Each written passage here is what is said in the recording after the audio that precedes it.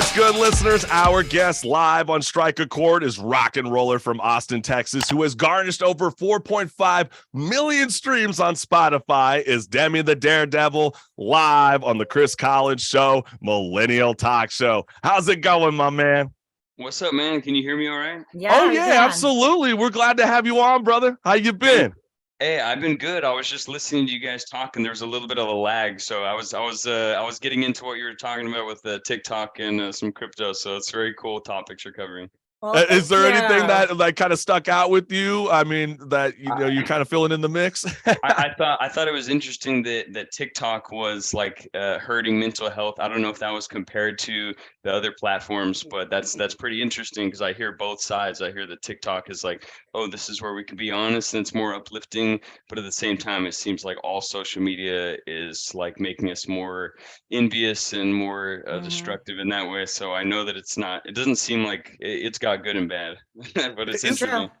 Isn't that the truth, Jeff? I mean, I know that like a lot of the themes, even in your own music, kind of address mental health and your self-being. And is it for anybody that's listening to you and your music right now, what is the message that you want to get across to the CCS family?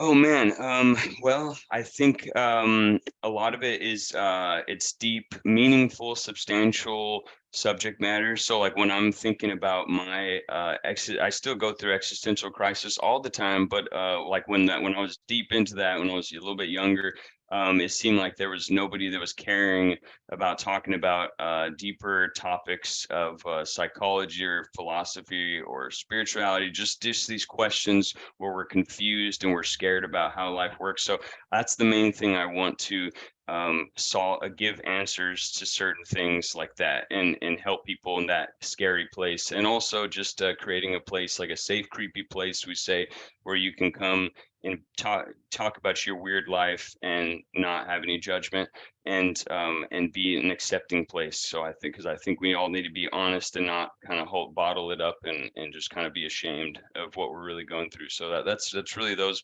things, I think. Absolutely. And I know let's kind of switch gears, because I know when I was talking with you real briefly before the show, you were jam-packed in a van, heading over to Houston, Texas. And what was that feeling like to be touring again?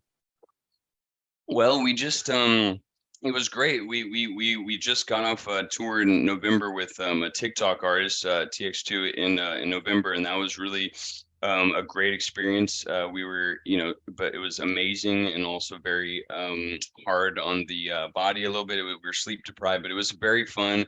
And right now we're on tour with a van full of nuns, and they're these legends here locally, I guess. And I know, isn't that a great name?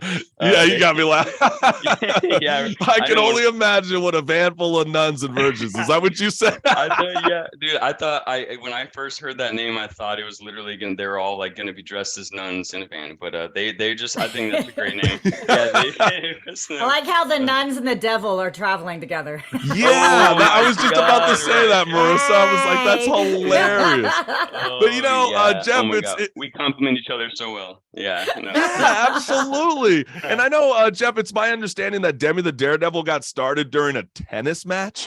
How so? Oh yeah. So I played tennis for a bit in high school, and somebody I was playing with, he was trying to sing, and so he's like, "Hey, you're a drummer. Come play drums with these other two guys, phenomenal guitarists." And then he didn't end up singing for us, but the guitarist started singing. And that's how I got introduced to the founder of this band. And so, yeah, we went on for a while. He passed away. I went back to college, and then I just kept on with this name. And I was thinking about it today. It was kind of weird how I had no skill whatsoever outside of just showing up and playing drums. And then I just said, I'm wanting to dedicate my life to art in some way before I had any skill. And then the rest came, where it was lyrics and then, melodies, and then, putting all the parts together. So that came first. So I thought that was interesting so I'm going off on a tangent, but like I was going to say, Jeff, is like, because I saw in a 2018 Facebook post, you told fans, quote, "I was forced to become the front man, which is to me is kind of a bit of a shocker because you come across as such a natural. I view you as kind of very a theatrical rocker, which in my personal opinion, those are kind of some of my favorite vocalists today because you really kind of bring out that energy live on stage. And have you ever viewed yourself as being like the daredevil that comes out on stage, or is it a mix of both? I've never like in my day-to-day living, you would never suspect that I could let loose that much probably on stage. I'm just so introverted and shy, I guess, but then on stage it seems to be I'm not sure what it is, but I kind of just my mom was a choreographer, she was a dance teacher, and my sisters were in dance, so I saw a lot of them just being like really flamboyant in the household. Maybe that affected me. Well, I also knew that in high school you were in the marching Yeah. band as well, so I feel like there's a bit of a marching band, My Chemical Romance, Black Parade, you know what I'm saying, mixed with a little bit of the choreography with your mom and your sisters. Oh, that's amazing. That's the best compliment ever. I go gaga for Gerard Way. Yeah, No, I mean, I same. really do, man. I think you could be an amazing opening act for that group right now. And if they're listening right now, what are you waiting for, My Chemical Romance? You know, Jeff is here to stay, my man. Demi the Daredevil is a real hoot. And I love you guys a lot because you're such a natural vocalist. And I also saw online that you wanted to enhance your skills as a singer by focusing more on lip trills and diction. So for anybody who's not a vocalist, who's not musically savvy, what does lip trills and diction even mean? So lip trills, I think that's just a way to increase your get in touch with maybe diaphragm. So it's for breath speed, I think. So if you don't like, lip trills get you to get connected with your breath speed, I think. With your Like, yeah, it's your diaphragm, and then it diaphragm. connects into with your transverse, and then as it comes out, using your articulators. Yeah. and have it Okay, come So you're forward. basically saying you don't want to sound like I'm with you, Vince Jeff. O'Neill in the I like latest. it. Yeah, it sounds like you don't want to sound like Vince O'Neill in the latest Motley Crue tour, you know, basically running out of breath every single time he's trying to sing on stage. No, that's exactly, dude. Yeah, so there's that, and then diction is just it seems that's I remember when I first started, people were like, yeah, when I read your lyrics, they're great, but I can't understand anything you're saying. It's all a slur. So I have to, you know, it'd be like your consonants and make sure that you're closing the vowels so you can understand what you're saying. So Yeah, that's actually really awesome. I think more singers actually need to do that. And some people do it just subconsciously, but when you are really invested, like you, Jeff, on there, it's amazing what our voice can change and do and become. Right? It always keeps growing. It's never just like a mono stay. Like, so it's pretty awesome. I love that. I love that you do that. Totally. I was horrible. Anyone when I first started, there a lot of people were just like, hey, I'm sorry. Like you're some people are singers, some people are not. But I'm glad that I just stuck with it. I definitely was not natural to begin with. So yeah, you're right. We could become something. Yeah. Yeah, absolutely, Jeff. And I know the music video that we're about to play on Strike a Chord is your track, The Martyr's Crown. And aside from the, you know, extremely evocative lyrics, you question the concept of a God and the purpose of a religion. And has life become your own purgatory? I think it did maybe to me, like our default is that purgatory state where we just kind of are born into, maybe to me, this is my perspective, that like original sin is like your natural biological disposition. When you first get born, your brain is faulty, and so I just think that this is the purgatory is just like this place, in between place of there's freedom up here, and then down here is like misery that we do to ourselves, and we're like victimhood and all the, you know, hate and lust and all these things, the traps that we fall into. So I feel like, yeah, we start in purgatory and then we have to like fight our way out. And how do we do that? And that's the question of, what is God exactly, and how does all that work? So Are you a religious guy by any chance? I know me personally, I'm not like necessarily for organized religion, but you know, I don't believe that you have to show up to church every Sunday to prove that you're one with God. I obviously believe in a higher being, but what is your philosophy in this world and life? I was raised Catholic, so I was raised religious, and I think that for me, yeah, it's not about showing up to church, and it's not about checking off the boxes, or The yeah, 10% tithing.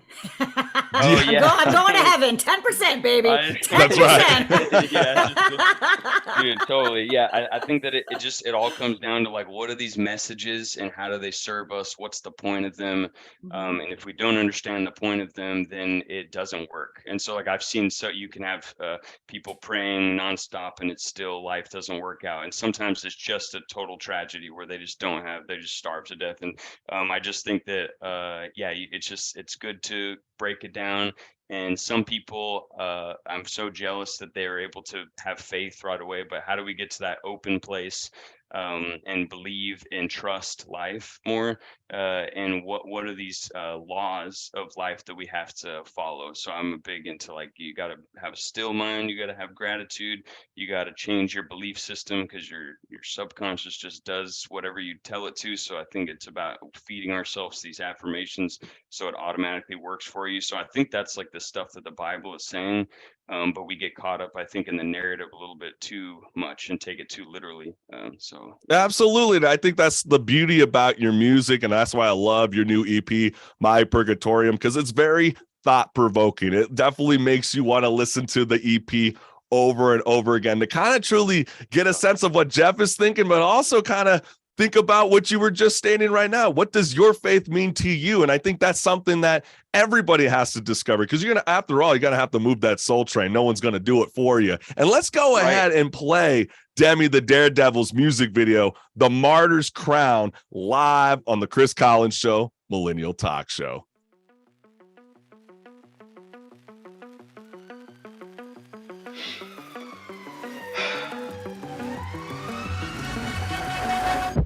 The angels say, you stay, you waste, born into building of flames. Their moral take says burn and stay. That's what we call tradition. I tried to save, I tried to save, no capacity to hear me. Care for yourself, care for yourself.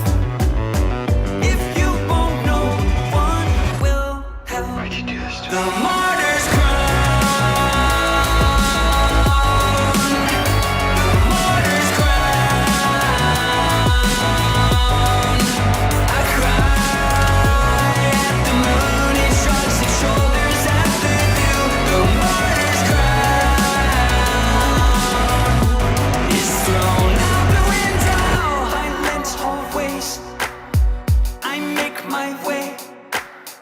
Walk of panic, 1 decade. Demon perched in my obsession.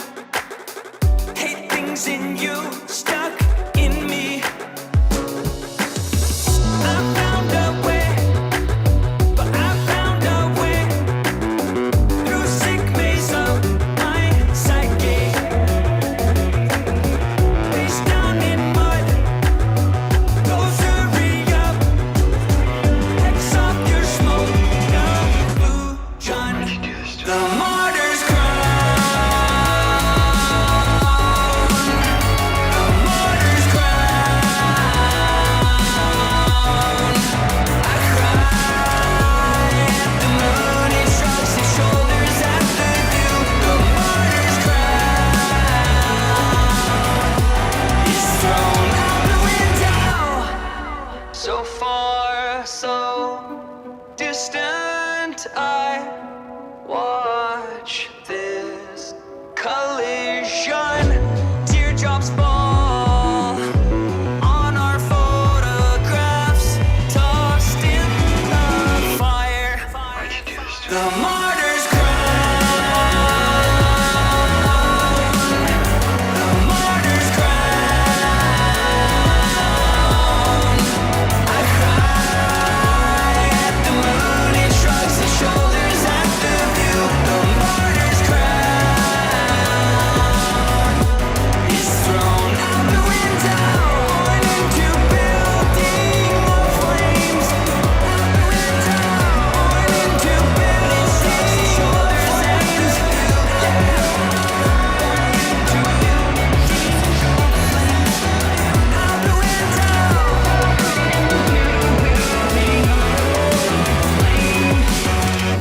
Yeah, that's what's good. That is Demi the Daredevil's music video, The Martyr's Crown, live on the Chris Collins Show, Millennial Talk Show. And this is Strike a Chord, where we interview guests all across the globe, from LA to Nashville, New York to Austin, Texas. And we got Jeff Azari right here, right now on Strike a Chord. So, my man, you know, when you're working on new material for your newly released EP, My Purgatorium, has anything changed from your time working with the original vocalist, Jovan Ortiz, to when, you know, now recording new music?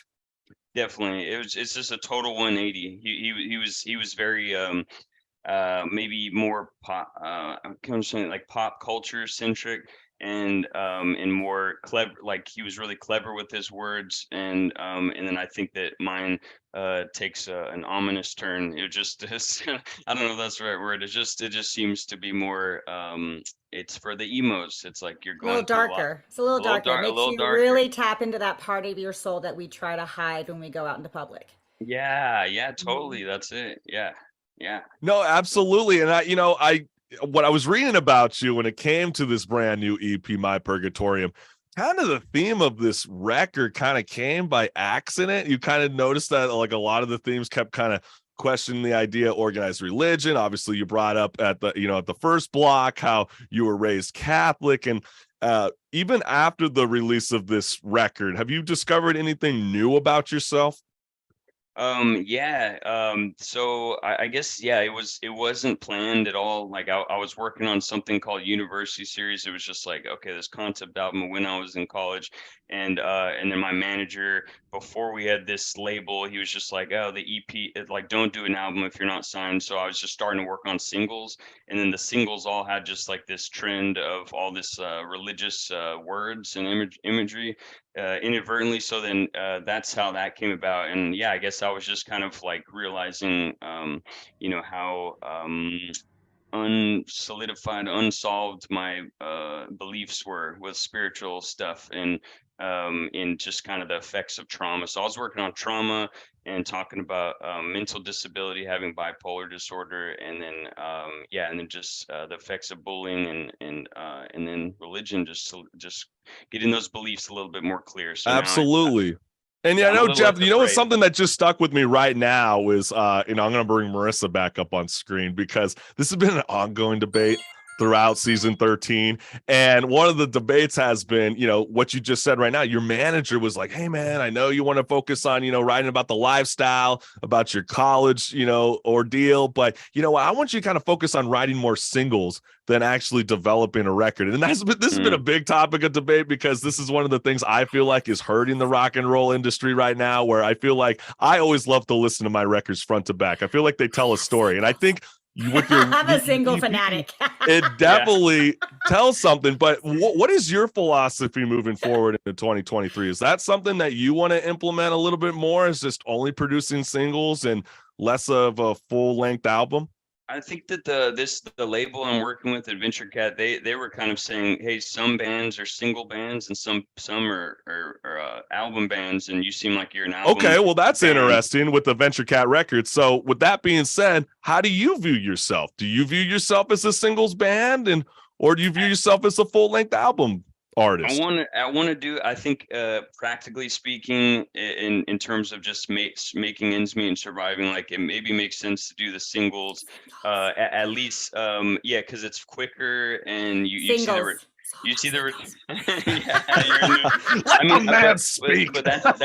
that's the interesting thing, where I feel like you could still nowadays, I think that what people are doing is they are releasing album in single version. If you're Taylor Swift or something, maybe you at least do like 3 singles and then you drop the rest all at once. But maybe if you're like middle ground, you're smaller, if you have an album, maybe you can just release singles one at a time, like the whole way through, and say, okay, here's the next track. Like, it's kind of a journey, and you're not kind of like, because it seems, I think the issue now is like the attention span is just out the window. Yeah, that's true. So it's like if you release an album all at once, I did that before, and it was like the same kind of effect as if you released just a Okay, well, song that's at okay. once. That's very interesting, though, what you just said, Jeff, because that reminds me of one of my favorite rockers, Ronnie Radke from Falling in Reverse. And he said the same thing. He goes, I put out all this great music, I unloaded all at the same time, and then I feel like there's tracks on there that are complete sleepers that I would like to perform live, but no one knows it. But ever since I've switched towards the single route, now everybody's singing along to my music, and I've been dominated on the Billboard charts ever since. Is that how you Wow. view it? Yeah, maybe. Yeah, I definitely see if I'm understanding that, like it's like these songs just fall to the wayside, they get buried. Yeah.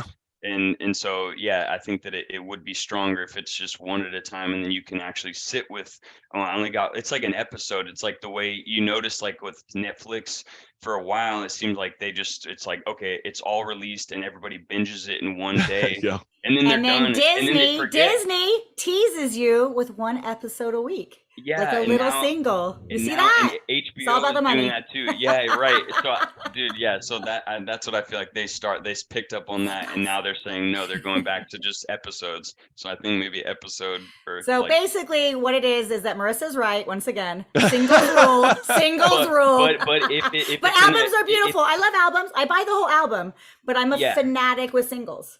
I think that maybe like for me, it's just part of the artistic integrity of having a complete concept is so much more.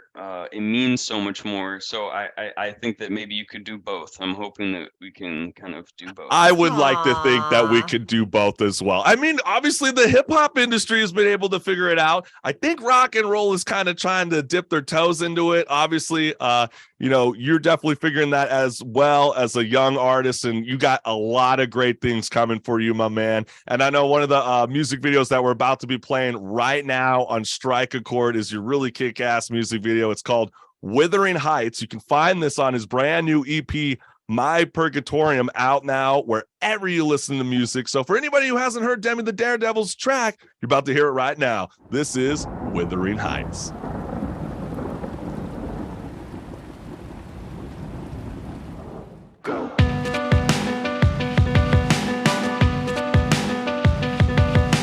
My old brain gets hijacked, not at gunpoint reacting like I am. Cause the fear of a villain from back then stayed in hostage mind. Cause the fear of a villain from back then stayed unconscious mind. Lightning strikes my stomach sick. It leaves me if I run through it. To stand my ground, I've done no wrong. Until we die, this is our song. Done, one life, no time to not grow my list of enemies. I killed Two-Face, I had the key. You got nothing on me. I don't gotta tell you this. I'll just slip a note under the bars. One life, two tries to purge the lies of Withering Heights. I hate my persona. I give in to throw them off the scent. Like a spy in the night, cold and cunning like a mastermind. Like a spy in the night, cold and cunning like a mastermind. Lightning strikes my stomach sick. It leaves me if I run through it. To stand my ground, I've done no wrong. Until we die, this is our song. Done, one life, no time to not grow my list of enemies. I killed Two-Face, I had the key. You got nothing on me. I don't gotta tell you this. I'll just slip a note under the bars. One life, two tries to purge the lies of Withering Heights. I had to keep it for my deathbed. I wanna see I had to keep it for my deathbed. Time, one life, no time to not grow my list of enemies. I killed Two-Face, I had the key. You got nothing on me. I don't gotta tell you this. I'll just slip a note under the bars. One life, two tries to purge the lies That is so freaking badass. That song definitely gets me bobbing my head like crazy, Jeff. I love that track, and I know you, the CCS family, is going to be loving his brand new EP, My Purgatorium, out now wherever you listen to music. And since we've discovered you're such a religious man, I have to ask this, Jeff. What do you want from Santa Claus this upcoming holiday season? Oh my gosh. Well, I want new plugins. If I could just get new plugins for better sounds, that would be amazing. Please, Santa. I'm begging. Come on, Santa. Don't give him any more coal in his stocking. Not a big wish. Yeah. Oh, We love him, my man. I think you got Thank you. big things coming for you in the year 2023. And, you know, Marissa and I, we love your music. We love your sound. Very and we'd much love to so. invite you back on the Chris Collins Show, Millennial Talk Show in the future. And much success moving on, my friend. Dude, you guys too. I love your show. Just keep on. Your content is amazing. Just, I'm a thank fan. you. Hey, I'm a thanks, fan. brother. Help us. Yeah, you guys Oh, are awesome. stop it. Thank you. No, don't stop. Keep talking. Keep talking. It's It's rare. good. I feel like there's no way it can explode. There's like everything you're talking about is like it's all relevant, and it's what I want to hear selfishly. So that's good. You're just gonna get more people like this. Yes, Hell thank yeah, you, rock and yes. roll, brother. Hey, that means the world to us, especially since, you know, you're kicking out the end to our season 13 finale. And much success moving forward, and happy holidays, my friend. You too. Happy holidays, guys. All right. Thanks, Jeff. Bye. Yeah, thank you, Jeff.